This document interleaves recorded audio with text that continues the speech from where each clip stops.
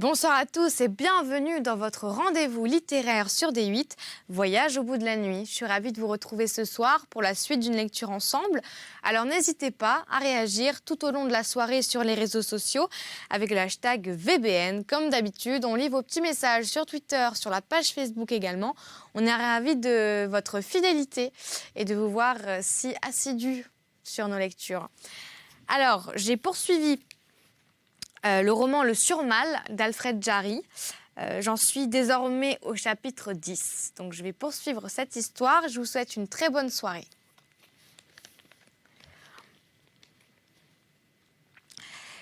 Chapitre 10. Qui es-tu, être humain? Une petite chose misérable tinta, comme le bout ferré d'une béquille trébuche et sonne sur du pavé. Une petite chose misérable. Minuit épuisa ses 12 coups à l'horloge vétuste de l'urance. Ce bruit terrestre ranima Hélène, qui commençait à s'assoupir de nouveau, cette fois d'un sommeil naturel. Elle compta les pleurs du timbre.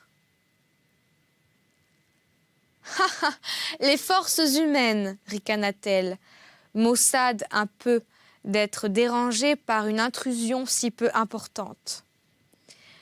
Et elle se convulsa à force de rire, et se rendormit roulée dans son rire. La porte s'ouvrait. Le docteur s'encadrait au seuil. Bathybius chancela quelques secondes, étourdi par l'odeur d'amour et aveuglé par l'universelle blancheur des lampes électriques, tout allumées par l'immense salle, comme tous les cierges d'un hôtel paré pour des épousailles prodigieuses. La femme masquée, les seins dressés, les doigts et les orteils révulsés et tremblant un peu, et dont le rire dans son sommeil devenait un râle très doux, gisait en travers de la peau d'ours. La forme écarlate, nue, musclée et obscène de l'Indien bondit vers cette créature vêtue, chenue et à barbe de singe, qui franchissait la porte sans comprendre quelle démarcation elle enjambait. Et le surmal salua, dans un rugissement de bête troublée dans sa bauge, Bathybius de la même phrase, parce qu'il n'y en avait pas d'autre à dire, dont l'effrit tonnerre tonitruant, dans les 1000 nuits et une nuit, accueille l'ambassade du vizir. Qui es-tu, être humain?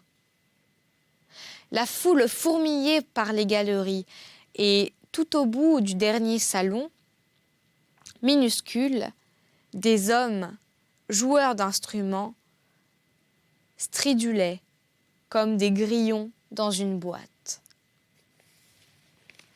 Chapitre 11. Et plus. L'Indien nu et vermillonné fut emporté dans une cohue accaparante, la même qui acclame un champion, un acteur ou un roi. Là-bas, au bout de la file illuminée des salons, des archers s'énervaient à faire jaillir des cordes, quelque chose comme le te deum de l'amour exaspéré. Un habit noir fleuri d'un parterre de décorations exubérantes et mal soignées, car, comme une mauvaise herbe, s'y glissait le mérite agricole, s'empressa vers Marcueil, qui, à l'abri de son faux épiderme de peau rouge, reconnut s'injurieux. La dépopulation n'est plus qu'un mot, larmoya d'admiration le sénateur. À peine un mot, chantonna le général. La partie peut compter tous les jours sur une centaine de défenseurs de plus, s'écrièrent-ils ensemble. 82 seulement, rectifia en bégayant Batibus. Mais quand l'Indien daignera s'en donner la peine, ce sera en 24 heures, en ne supposant que du 6 à l'heure. 144. Une grosse, résuma Saint-Jurieux. On le serait à moins, dit le général. Et ce nombre peut être multiplié autant qu'on voudra par la fécondation artificielle, continua le docteur, qui s'excitait.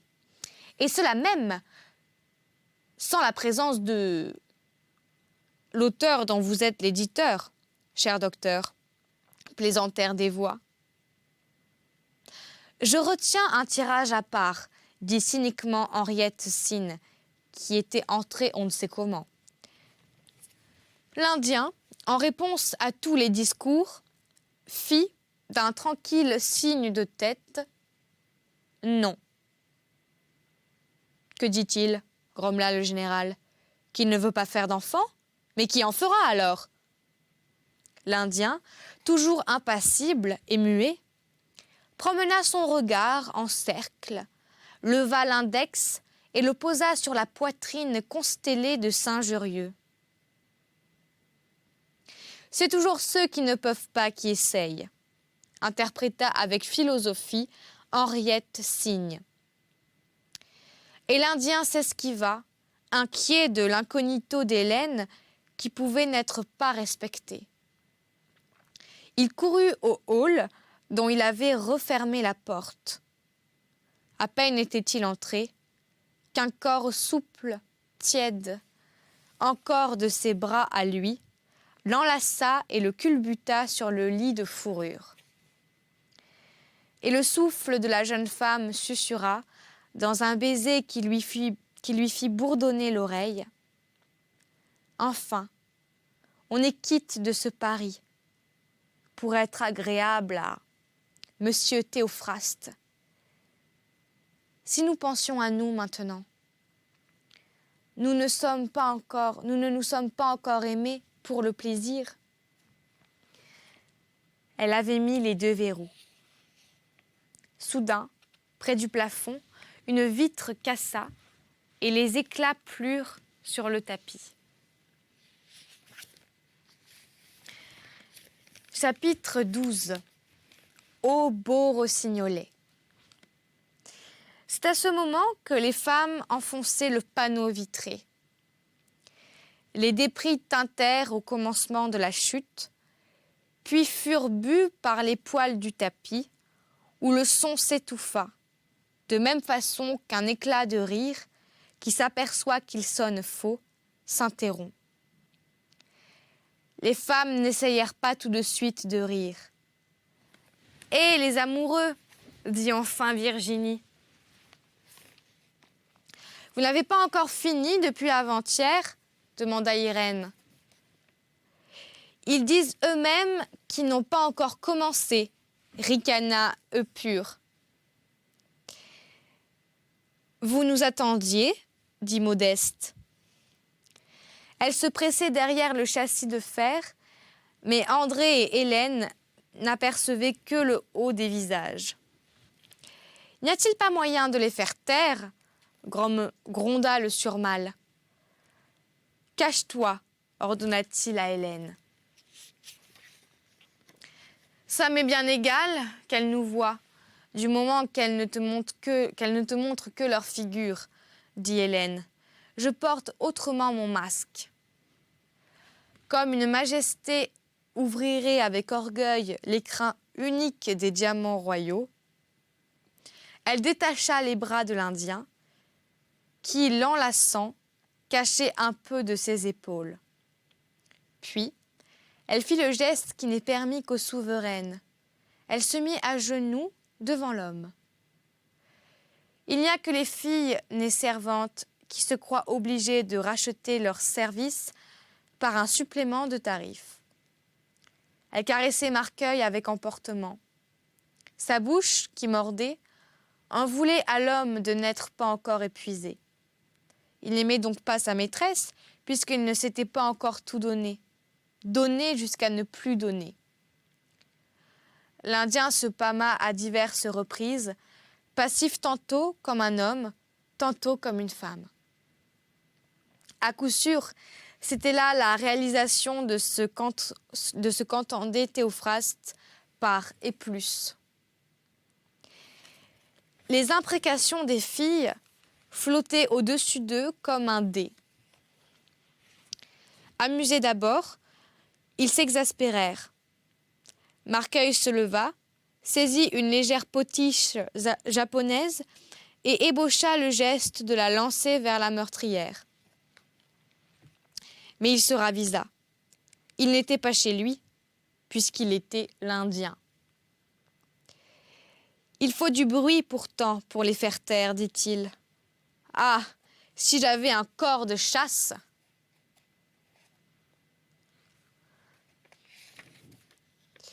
Ses yeux cherchèrent sur la grande table encombrée, où il avait reposé la potiche. Et soudain, avec la décision brusque d'un homme attaqué qui charge un revolver, il prit un objet cylindrique dans le tiroir. Là-haut, les voix s'effacèrent. « Pas de blague, monsieur le sauvage !» s'écria Virginie, laquelle ne pouvait quitter la brèche s'en étant approchée la première et y restant maintenue par la poussée de ses compagnes. « N'ayez pas peur, railla Hélène, empoignant André d'un geste d'une impudeur tragique. « N'ayez pas peur, mesdames, je le tiens. » André se dégagea, haussa les épaules, parut remonter avec une clé une sorte de boîte supportant une corolle de cristal, celle où l'on avait plongé, sans eau, la gerbe de rose et qui semblait n'être inclinée que par le poids des fleurs. Et un phonographe haut-parleur qui occupait le centre de la table où ils avaient mangé, lança de son pavillon, bizarrement bouché de parfums et de couleurs, un chant puissant qui remplit le hall. « Bravo !» dit encore Virginie. On n'entendit pas le mot, mais on vit le geste de ses mains grasses, s'efforçant par ironie d'applaudir, sans cesser de la surprendre à son observatoire. « Pourquoi pas ?» Et elle cria à tue-tête pour percer les mugissements d'orgue de l'énorme instrument. « Un cinématographe !» Les lèvres des filles bougeaient, mais leur voix était désormais couverte. Qu'ils eussent entendu ou non la phrase de Virginie, André et Hélène parurent disposés à répondre à la demande en la réalisant par quelque attitude théâtrale. L'Indien avait cueilli une rose rouge de la gerbe et l'offrit avec une tendresse qui s'amusait à jouer la cérémonie, à la femme masquée sur le divan. Puis, ils unirent leurs bouches 1 minute, sans plus de souci de témoins désormais impuissants à les troubler. Et ils se laissèrent bercer à la vibration de l'ample musique. André avait glissé un rouleau au hasard dans le phonographe. Et quand il revint aux côtés d'Hélène, posée sur sa chair d'ivoire, jeune la rose vermillon qui semblait un morceau arraché de son épiderme de peau rouge, tout entier couleur de bouche, l'instrument commençait une vieille romance populaire. Quoiqu'André Marcueil n'ignorât point que la chanson était fort connue et imprimée dans plusieurs recueils de folklore, il tressaillait désagréablement à la curieuse coïncidence de son geste et des premiers vers. « J'ai cueilli une rose pour offrir à ma amie au beau rossignolet. » Hélène eut un cri, cacha sa tête sous le bras de Marcueil, puis la releva, regarda son amant dans les yeux d'un air qui signifiait clairement malgré le masque. Voilà une chose extraordinaire, mais si c'est toi qui l'as faite, ça ne m'étonne plus. André, redevenu maître de lui, et dissimulant tout trouble, elle se mit à rire joyeusement. Mais à un second examen, si rapide qu'il fut, de la physionomie de Marcueil, elle y découvrit un nuage qu'elle crut s'expliquer. Vous n'allez pas être jaloux, monsieur, dit-elle, que cette bouche en verre se vante de m'offrir des fleurs. Il a raison, chérie, elles étaient à lui. Il vous donne des leçons de galanterie. Et comme elle savait de vilains mots, elle précisa. Miché sérieux, n'est-ce pas? C'est comme cela qu'on dit. L'instrument avait répété pendant ce temps. J'ai cueilli une rose pour offrir à mamie. Puis, il fit une espèce de trille macabre et interminable, crrr, comme pour gronder la jeune femme de sa familiarité, ou pour s'éclaircir la voix. Mais c'était simplement une pause avant le second couplet. La rose que j'apporte est une triste nouvelle, au beau rossignolet.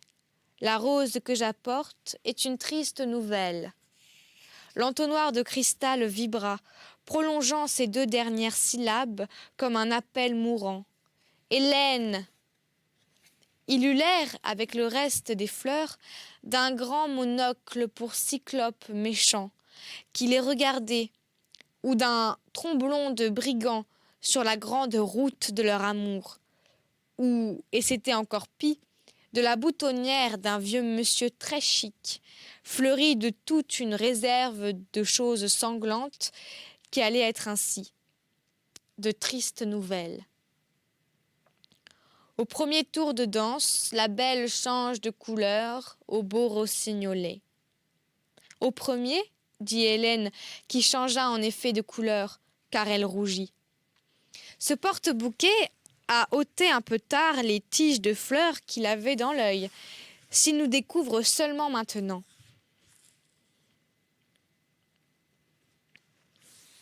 Un tour, c'est toujours le premier, dit l'Indien.